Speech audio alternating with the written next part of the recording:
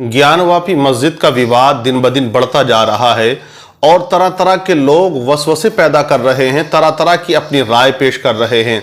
कोई कहता है कि ज्ञानवापी मस्जिद का नाम आखिर ज्ञानवापी क्यों रखा गया, आखिर वजह क्या है, ज्ञानवापी का मतलब क्या होता है और ये कौन से भाषा का लफ्ज है। तो मैं आपको बताऊं, देखिए ज्ञानवापी जो लफ्ज है ये संस्कृत का लफ्ज है और ज्ञानवापी का मतलब होता है कि ज्ञान का कुआं, जहाँ तालीम दी जाती हो, एजुकेशन दी जाती हो, जहाँ पाठ पढ़ाया जाता हो, मतलब ये है। लेकिन बहुत से लोग ये कहते हैं कि इस मस्जिद का नाम इसलिए रखा गया कि यहाँ पहले कभी गोकुल रहा होगा, यहाँ ज्ञान का पाठ पढ़ाया जाता होगा, ये ज्ञान का कुआं रहा होगा। लेकिन एक बात आप नोट कर लें, जहाँ ये मस्जिद बनी हुई है उस पूरे इलाके को ज्ञानवापी कहा जाता है, यानी महल्ले का नाम ज्ञानवापी है, जिसकी बुनियाद पर मस्जिद को भी उसी नाम से मंसूब कर दिया गया है और उसी नाम से उसको जाना और पहचाना जाता है।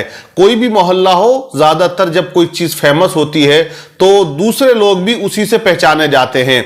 तो मस्जिद का नाम ज्ञानवापी नहीं है, महल्ले का नाम ज्ञानवापी है, जिसकी बुनियाद पर मस्जिद को भी ज्ञानवापी नाम से जाना और पहचाना जाता है।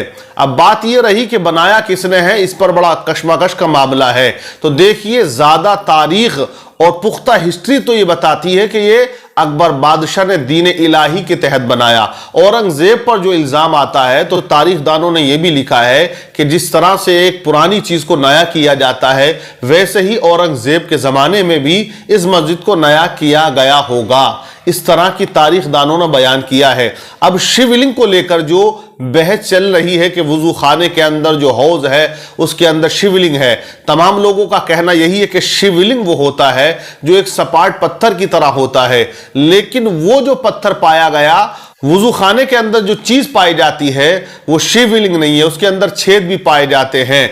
बहरहाल एक बहस बनी हुई है, अदालत का फैसला बाकी है, महफूज रखा हुआ है। लेकिन हम कहते हैं कि मुसलमान वाकई बड़ी सब्र करने वाली कौम का नाम है। बाबरी मस्जिद पर फैसला आया, मुसलमानों ने देखी किसी तरह का कोई हंगामा नहीं किया, किसी तरह का कोई प्रदर्शन नहीं किया, अदालत के हुक्म को सर आंखों पर रखा। लेकिन अब अदालत से मुसलमान ये उम्मीद लगाए हुए हैं कि इंसाफ हो, ऐसा ना हो कि मुसलमानों के सब्र का ज्यादा से ज्यादा इम्तहान लिया जाए।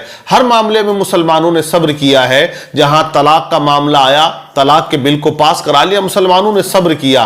कहा जाता था कि बाबरी मस्जिद का मामला है, इसको निपटा लिया जाए, उसके बाद विवाद खत्म हो जाएगा हमेशा हमेशा के लिए।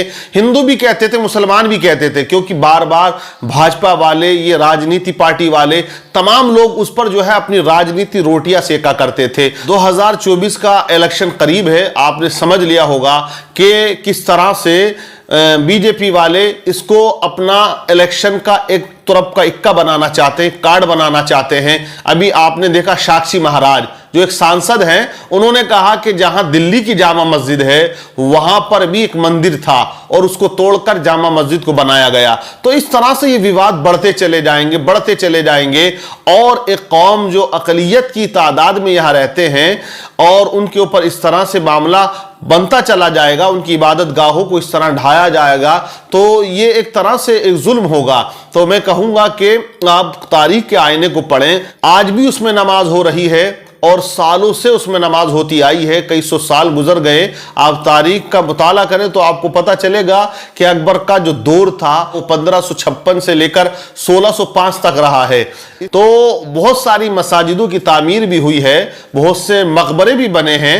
तारीख हिंदुस्तान आप पढ़ेंगे, तमाम बातों का उसमें जिक्र किया जाता है, बयान किया जाता है। औरंगजेब बादशाह को जो बदनाम किया जाता है, औरंगजेब बादशाह ऐसे शहंशाह गुजरे कि जिन्होंने हिंदुस्तान को अखंड बनाया और मुल्क के चीन को वापस भेजने पर मजबूर कर दिया और वो हल्का जो उसने कब्जा कर लिया था उससे वापस ले लिया।